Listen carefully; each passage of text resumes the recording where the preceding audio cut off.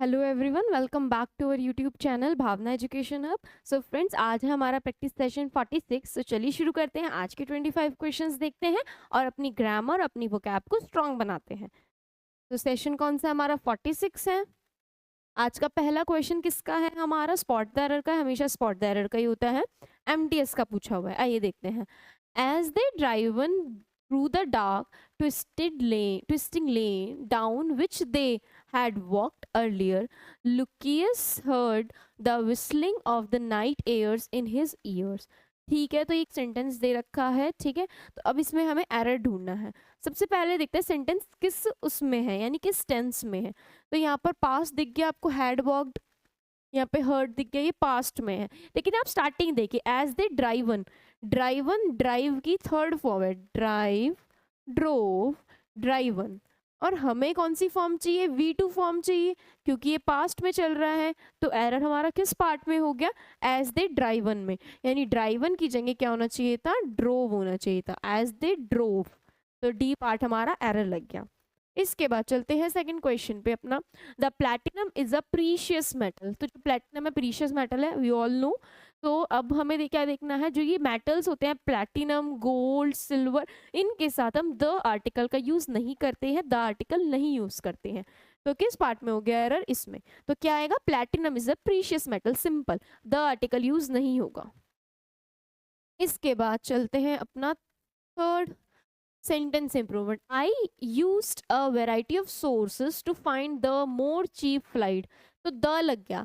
एक बात बताइए, हमने एडजेक्टिव पढ़ा था, एडजेक्टिव में हमने डिग्रीज पढ़ी थी, positive degree, comparative degree and superlative degree. Superlative degree में हम द का यूज करते थे, जहां द आ गया यानी सब में के बीच में से कंपैरिजन या फिर एक हम डिग्री बता रहे हैं, ठीक है, एडजेक्टिव की। तो यहाँ पर द लगा हुआ है और द के साथ हम कौन सी डिग्री लगाते हैं? Superlative degree.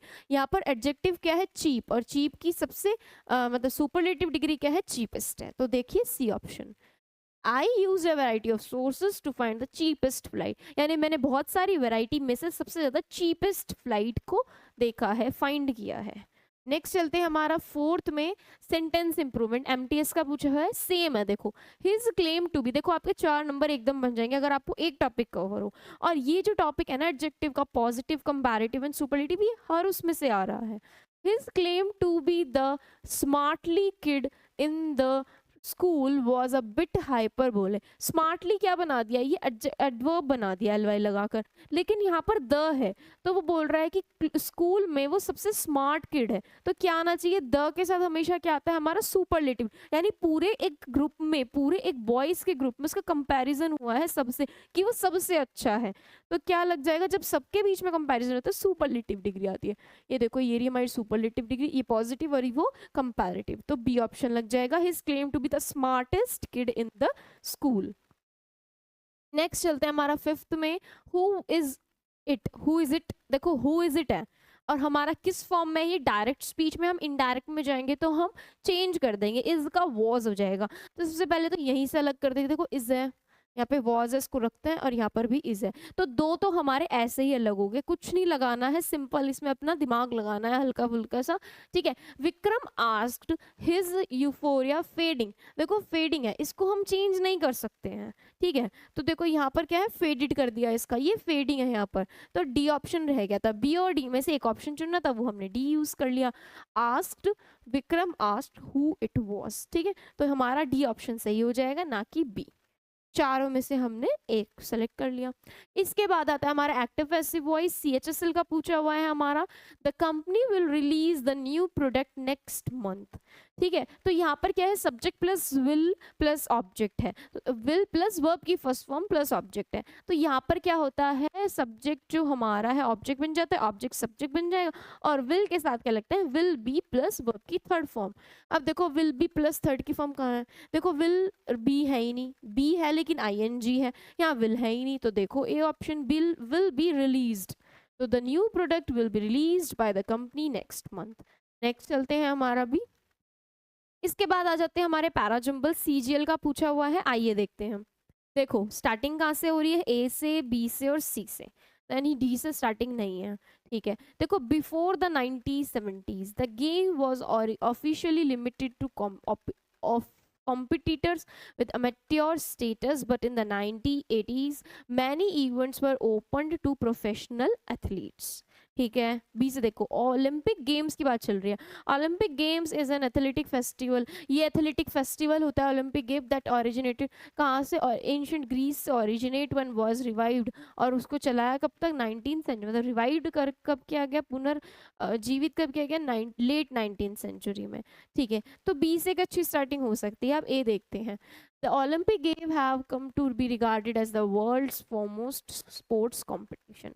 ठीक है, तो देखो बी, देखो बी दो ऑप्शन है, और जनरली जहाँ दो ऑप्शन होते हैं स्टार्टिंग में हम वहीं से लेते हैं स्टार्टिंग, तो हमने बी से इसकी स्टार्टिंग ले ली है। बी से स्टार्टिंग लेने के बाद अब हम चलेंगे, मतलब एक ओलंपिक गेम का इंट्रोडक्शन दिया जा रहा है कि ओलंपिक गेम जनरली क्या होते हैं, एथलीट फेस्टिवल होता है।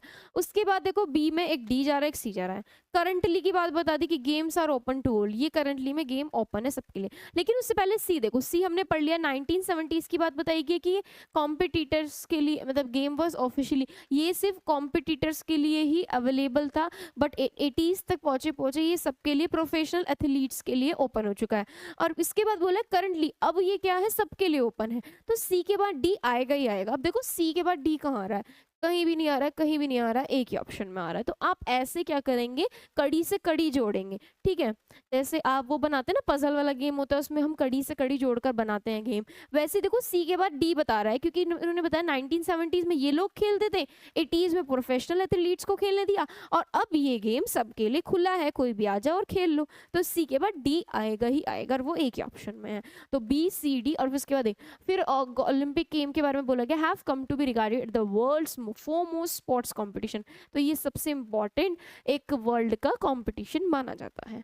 ठीक है, आई थिंक आपको क्लियर होगा। इसके बाद चलते हैं एक और पैरा जंबल पे, सीजीएल का पूछा हुआ इंपॉर्टेंट है। हमारे सीजीएल के एग्जाम की डेट भी आ चुकी है, मतलब नोटिफिकेशन आ चुका है, उसके लिए आप सब लोग फॉर्म फिल कर ले। एग्जाम कब होगा, सितंबर के लास्ट वीक या अक्टूबर में स्टार्ट होने की वो है पॉसिबिलिटी। सो देखते हैं, सीजीएल के लिए अच्छे से प्रिपेयर कीजिएगा, इस बार वैकेंसीज बहुत ज़्यादा हैं। देखो सीजीएल में पूछा गया है, देखो डी सी ए बी सबसे स्टार्टिंग दे रखे, तो हम सारा ही रीड करेंगे। पहले देखो सी, देखो Arjun was one of the 5 Pandava brother. जो अर्जुन था, आपने सबने महाभारत देखी होगी, नहीं होगी तो सुनी होगी, अर्जुन 5 पांडवों में से एक था। Who are the heroes of the Indian epic, वो इंडियन एपिक का महाभारत का हीरो था। He was the son of god Indra, Indra का वो सन था, and was famous for it archery, उसके तीर कमान की वजह से वो जाना जाता था। तो सी के बाद डी तो फॉलो हो रहा है। अब देखो सी के बाद डी कहाँ है, कहीं भी नहीं है, एक ही ऑप्शन में, हमें यहाँ से लीड मिल गई। अब हम इसके बाद सी डी बी ए पढ़ लेंगे।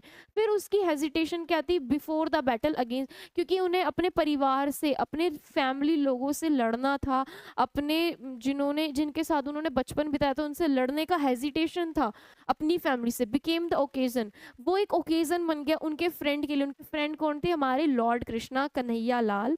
तो हमारे जो कन्हैया हैं वो उनके फ्रेंड थे, एंड चैरियोटियर लॉर्ड कृष्णा, जो हमारे भगवान हैं, कृष्ण जी हैं, वो थे to deliver a discourse on dharma. तो यही चीज क्या कारण बना, धर्म के ऊपर जो उन्होंने अपना उपदेश दिया था अर्जुन को, कि धर्म के खिलाफ, धर्म के लिए अगर तुम्हें अपनों के खिलाफ जाना पड़े तो वो भी करना पड़ेगा। ठीक है, सच्चाई के साथ लड़ना पड़ेगा।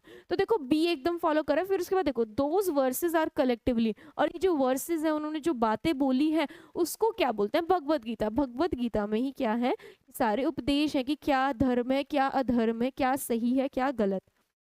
बी के बाद ए फॉलो कर रहा है, तो सी डी बी हमारा आंसर बन गया। इजी था। पहले अर्जुन के बारे में बताया, अर्जुन पांडव में से एक था, फिर वो महाभारत का एक एपिक इंडियन कैरेक्टर था। फिर उसने बताया कि किसका, इंद्र का बेटा है, फेमस किसके लिए है। फिर उन्होंने बताया कि उनकी जो हेजिटेशन थी, हिज ए हेजिटेशन। तो क्लियर हो चुका है आई थिंक। इसके बाद चलते हैं 9th पे, fill in the blank. She is dash a peacock in the blue satin sari. तो वो कैसी लग रही थी, सटिन साड़ी में पीकॉक जैसी लग रही थी। अब 4 ऑप्शन है, हमें फिल करना है। Very beautiful as, so beautiful as beautiful as, या ब्यूटीफुल लाइक। तो जो वो लड़की थी, वो शी थी, जो भी थी, कैसी थी, पीकॉक की तरह लग रही थी। तो हम क्या यूज करेंगे, हम एज यूज करेंगे, एज यूज करेंगे, और बीच में पॉजिटिव डिग्री यूज करेंगे किसकी, एडजेक्टिव की। तो as beautiful as a peacock, यानी पीकॉक की तरह ब्यूटीफुल लग रही थी एक वाइट, सॉरी एक ब्लू सैटिन साड़ी में। Next, she reminds me always that I dash to be a little more careful. मुझे मतलब ये मुझे याद दिला दे कि मुझे ज़्यादा थोड़ा सा और केयरफुल होना पड़ेगा। देखो रिमाइंड से पता चल रहा है कि ये किस में है, प्रेजेंट में है। अब देखो यहाँ पर हेड कट हो गया, हैव और हैज बच रहा है, वो हमारा जो सब्जेक्ट होगा हैज और हैव अकॉर्डिंग टू उसके लग जाएगा, मस्ट की भी कोई ज़रूरत नहीं है। तो अब देखो, she reminds me always that I dash to be a little more careful, तो आई के साथ हम क्या यूज़ करते हैं, हैव यूज़ करते हैं, क्लियर हो गया। मस्ट का मतलब वो होता है कि जब हमें ये चीज़ ज़रूर करनी चाहिए, ठीक है। इसके बाद चलते हैं वन वर्ड सब्सटीट्यूशन की ओर। 9th 10th हमने कर लिया है, एमटीएस का पूछा हुआ है। A person who is kept captive for fulfilment of demands of money और कंडीशंस, यानी कि एक पर्सन को, कैप्टिव का मतलब बंदी बना के रखना हमारी मनी और कंडीशंस की डिमांड्स के लिए, तो उसको क्या बोलेंगे। देखो डॉइन का मतलब होता है एक पर्टिकुलर फील्ड में एक पर्सन जो कि बहुत ज़्यादा रिस्पेक्टेड हो, highly respected and prominent person in a particular field, ठीक है। बाइट का मतलब होता है चारा, बाइट का मतलब होता है चारा, जैसे हुक फिश को लेने के लिए, फिश को पकड़ने के लिए चारा डाल के डालते हैं ना, वो हुक डालते हैं। और होस्टिज का मतलब होता है बंदी बनाना, ठीक है। उसके बाद है हमारा स्किन, स्किन का मतलब होता है वंशज, तो हमारा इसका परफेक्ट मीनिंग क्या है, सी। इसके बाद देखते हैं 12th, endless period of time, यानी एक ऐसा पीरियड जो एंडलेस हो, कभी खत्म ना हो। तो देखिए एटर्निटी, एटर्निटी अनंत काल तक, मतलब चलते जाना जिसका कोई अंत ना हो, ठीक है। लॉन्गेविटी क्या होता है, लॉन्ग ड्यूरेशन, किसी का लंबी आयु। इम्प्योरिटी, जिसमें इम्प्योर चीजें हों। फ्रेलिटी होती है वीकनेस, कमजोरी। इसके और सिनोनिम क्या है, फीबल हो गया। तो ये लग गया हमारा आंसर। इसके बाद चलते हैं हमारे इडियम के। He seems to be undecided about whether to move to another city for better prospects, तो यानी कि वो अनडिसाइडेड है कि उसको अपने अदर बेनिफिट्स के लिए, मतलब अदर बेटर प्रोस्पेक्ट्स के लिए अदर दूसरी सिटी में मूव कर जाना चाहिए या नहीं कर जाना चाहिए। टू बी अनडिसाइडेड यानी अनडिसाइडेड है, तय नहीं कर पा रहा है। Bouncing off the ball, running of out of stream, counting down the days, या सिटिंग ऑन द फेंस, तो वो क्या है, फेंस पे बैठा हुआ है, यहाँ बैठा हुआ है और वो डिसाइड नहीं कर पा रहा है। तो नहीं डिसाइड कर पा रहा है कि इधर कूदूं या इधर कूदूं, यानी कि ये चीज चुनूं या ये चीज चुनूं, तो सिटिंग ऑन द फेंस, ऐसे याद रख सकते हैं आप। 14th, एक और इडियम, बाइट द बुलेट, तो बुलेट को बाइट करना, आपकी तरफ किसी ने गोली चलाई और बुलेट को बाइट कर लो यानी खा लो, यानी कि कुछ आप ऐसा कर रहे हो जिसको हम अवॉइड नहीं कर सकते। भाई गोली आ रही है, गोली को अवॉइड थोड़ी कर दोगे, तो क्या करना है, decide to do the inevitable which you are avoiding, यानी हमें कुछ ऐसा करना चाहिए और उसको अवॉइड नहीं करना चाहिए। इनएविटेबल क्या होता है, जिसको आप अवॉइड नहीं कर सकते, गोली को हम अवॉइड नहीं कर सकते हैं, ऐसे याद रखना कि इसको हम अवॉइड नहीं कर सकते हैं गोली को, और उसको हमें और हम उसे अवॉइड कर रहे हैं, तो हमको क्या करना चाहिए, इनएविटेबल चीज़ करनी चाहिए। नेक्स्ट चलते हैं हमारा सिनोनिम आ चुके हैं, प्रिटेंड। प्रिटेंड का मतलब होता है जो सब लोग आजकल करते हैं, दिखावा करना, फेक करना, किसी को ये दिखाना कि मैं ये चीज़ हूँ पर मैं वो चीज़ हूँ ही नहीं, तो यानी फेक करना, दिखावा करना। ऑप्शंस क्या है, फेन, फेन का मतलब भी क्या होता है, टू प्रिटेंड, दिखावा करना, ये इसका मीनिंग लग जाएगा। बिनाइन का मीनिंग क्या होता है, जेंटल, काइंड। अलाइन का मतलब होता है एक पोजीशन में करना, सेम रखना, मान लो कोई चीज़ यहाँ यहाँ यहाँ रखी है, इसको ऐसे ऑर्डर में लगाना, ठीक है। इसके बाद रेन, रेन का मतलब क्या होता है, ये हमने कल भी पढ़ा था, 45 में पढ़ा था। तो इसमें देखो रेन का मतलब क्या होता है, मेरा एक शासक है, उसका जो पीरियड है, मतलब एक रूलर जो एक ऑफिस या सॉरी एक राज्य, एक एम्पायर होल्ड कर रहा है, वो जो उसका पीरियड है, वो टाइम है जिसमें वो राजा है, उस पीरियड, उस ड्यूरेशन को बोलते हैं रेन। तो ये लग जाएगा इसका मीनिंग, क्योंकि ये प्रिटेंड होता है। इसके बाद चलते हैं 16, हमारा सिनोनिम दूसरा मैनेकल्ड। मैनेकल्ड का मतलब होता है मेरा कोई चीज़ को बेड़ियों में बांधना, रिस्ट्रिक्टेड विद मैनेकल्स हो गया, या हैंडकफ्स हो गया, किसी को बांधना, ठीक है, बंदिशें लगाना। The girl was manacled and locked in the room, मतलब गर्ल को बांध दिया गया और कमरे में बंद कर दिया गया। अनफासन, अनफासन यानी खुला हुआ, कोई वो नहीं है, बस खुला है वो, ठीक है, फ्री है। लिबरेट मतलब रेस्ट्रिक्शंस लगाना। फेटर्ड का मतलब भी क्या होता है, बेड़ियों में जकड़ना, बांधना किसी को। अनबाइंडेड, बाइंड मतलब बंदी बनाना, और ये है अनबाइंड यानी खुला, तो ये दोनों खुले हैं, ये भी बंधा, ये बंधा हुआ है। लिबरेट मतलब फ्री, ये भी फ्री ऑफ रिस्ट्रिक्शन है। ये लिबरेट का मतलब होता है फ्री फ्रॉम रिस्ट्रिक्शन, सॉरी गलत बता दिया था। लिबरेट का मतलब भी क्या होता है, फ्री फ्रॉम रिस्ट्रिक्शन। तो तीनों क्या है, खुले हैं, और ये क्या है, बंदे हैं। तो फिर ये क्लियर आंसर हो गया इसका। इसके बाद आते हैं हमारे एंटोनिम के। On the day of independence a Jubilant crowd from all over the country cheered and wept. तो जुबिलियंट का मतलब होता है एक्सट्रीमली हैप्पी, खुश हैं हम, जॉयफुल हैं, हैप्पी हैं, ठीक है, तो जुबिलियंट। तो ऑप्शंस देखते हैं। ट्रिम्पेंट का मतलब होता है सक्सेसफुल, यानी कोई विक्ट्री होना, कोई जीत। क्रिप्टिव का मतलब होता है मिस्टीरियस, अस्पष्ट, यानी जो चीज समझ में ना आए। इलेटेड का मतलब क्या होता है, और ग्लूमी का मतलब होता है, देखो ग्लूमी क्या है हमारा, सैड है। ग्लूमी क्या है हमारा, सैड है। इलेटेड का मतलब आप मुझे कमेंट करके बताएंगे, न्यू वर्ड है, कमेंट करके बताइएगा, सर्च करके, ठीक है। और जुबिलियंट का मतलब क्या है मेरा, जो खुश होता है, खुश है। ग्लूमी यानी सैड है, इसका एंटोनिम लग जाएगा, कमेंट करके बताइएगा। Next, barren. The fields remained barren despite the efforts of the local administration and agricultural scientists. तो barren का मतलब होता है जो चीज़ प्रोड्यूस नहीं कर सकती, unable to produce, ठीक है, बंजर। ऑप्शन देखते हैं। स्टेरिल, स्टेरिल का मतलब भी क्या होता है, जो चीज़ प्रोड्यूस नहीं कर सकती है। अनफॉरगिविंग, जो क्षमा नहीं दे सकता है। Not showing mercy. फर्टाइल, जो चीज़ प्रोड्यूस कर सकती है, able to be produce crops और समथिंग। और डैम का मतलब होता है स्लाइटली वेट, यानी हल्का गीला, तो फर्टाइल लग जाएगा इसका मीनिंग, अपोजिट मीनिंग। फिर इसके बाद आ गया हमारा स्पेलिंग चेक। एमटीएस में पूछा हुआ है क्वेश्चनेयर। तो questionnaire questionnaire questionnaire, B option है क्वेश्चनेयर। देखो NEI नहीं होगा, NIR नहीं होगा, क्वेश्चन और नेर यहाँ पे डबल है, तो इस बी ऑप्शन। इसके बाद चलते हैं हमारे 20। इंपॉर्टेंट की स्पेलिंग सही है, फ्रेंडी की सही है, रिदम की सही है, मेंटेनेंस की स्पेलिंग गलत है।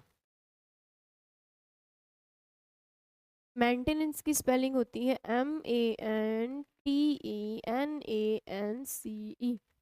मेंटेनेंस, ठीक है। इसके बाद हमारे 20 क्वेश्चंस कंप्लीट हो चुके हैं। आइए चलते हैं अपने क्लोज टेस्ट के और इसको निपटाते हैं। 10 मार्क्स हैं ये। आप क्लोज टेस्ट को कैसे देखेंगे, किन नज़रों से देखेंगे, 10 नंबर की नज़रों से देखेंगे, ठीक है ना। आपको क्लोज टेस्ट के अंदर 10 नंबर दिखाई देने चाहिए, ठीक है।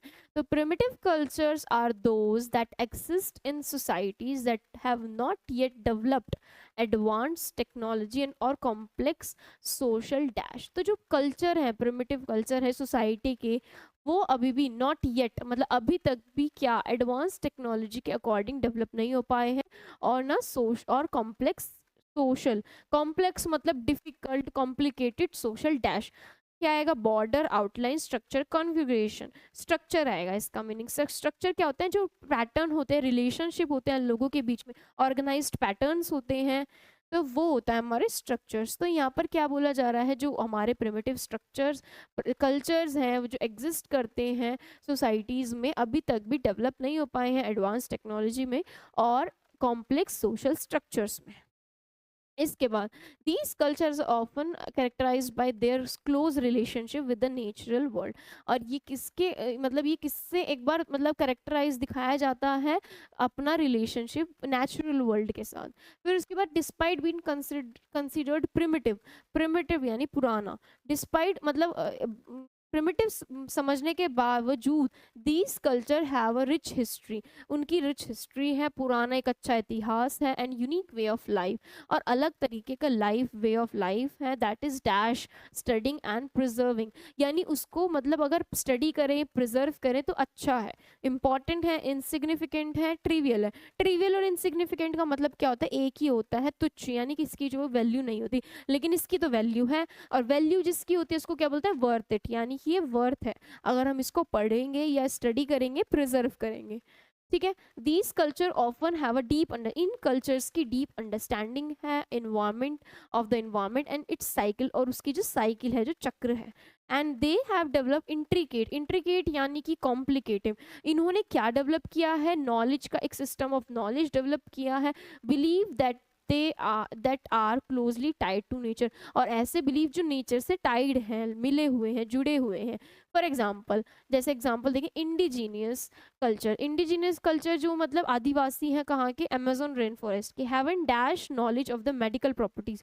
इनके पास कैसी नॉलेज है, मेडिकल प्रॉपर्टी नॉलेज है, मेडिकल प्रॉपर्टीज प्लांट की, और सीजन साइकिल के सीजन की, सॉरी सीजन के साइकिल की, कि सीजन कैसे चलते हैं, क्या होता है। तो क्या डैश नॉलेज, कैसी एक्वायर्ड यानी कि जो हमने ग्रहण की हो, एस्टिमेटेड मतलब एक एस्टिमेट, गेन्ड या इंटीमेट, इंटीमेट मतलब गहरी नॉलेज है किसकी, हमारे साइकिल की, विच दे यूज टू सस्टेन देमसेल्फ, और वो अपने के लिए यूज करते हैं, एंड देयर कम्युनिटी, अपनी कम्युनिटी के लिए यूज करते हैं। अनदर इम्पॉर्टेंट आस्पेक्ट, एक और आस्पेक्ट क्या है इन कल्चर का, often have complex system of kinship and social hierarchy, यानी इनके लिए भी ये एक इम्पॉर्टेंट एस्पेक्ट है, किसके लिए, किनशिप के लिए और सोशल हियरार्की के लिए। डिस्पाइट मैनी चैलेंजेस, बहुत ज़्यादा चैलेंजेस के बावजूद, दैट प्रिमिटिव कल्चर फेस, जो उन्होंने फेस किया, including the dash of modern society, किस जैसे क्या, including the dash of modern society, migration, position, encroachment या एस्टिमेशन। एनक्रोचमेंट का मतलब क्या होता है, देखो अतिक्रमण होता है, यानी कि जैसे सड़क है, सड़क पे साइड में ठेले वालों ने अपनी जगह घेर ली, तो उन्होंने घेर ली जगह। तो एनक्रोचमेंट का यह मतलब है कि जो ये प्रिमिटिव कल्चर के ऊपर मॉडर्न सोसाइटी ने, मॉडर्न कल्चर ने, इन्वायरमेंट ने अपनी जगह बना ली है, तो उसकी वजह से, including the encroachment of modern society, encroachment, modern society का एनक्रोचमेंट और एनवायरमेंटल डिग्रेडेशन, जो एनवायरमेंट में कमी होती जा रही है, डिग्रेड हो रहा है, कम होता जा रहा है, these culture have an important role, ये कल्चर एक इम्पॉर्टेंट रोल प्ले कर रहे हैं in our understanding of the human experience, जो हमारा ह्यूमन एक्सपीरियंस है।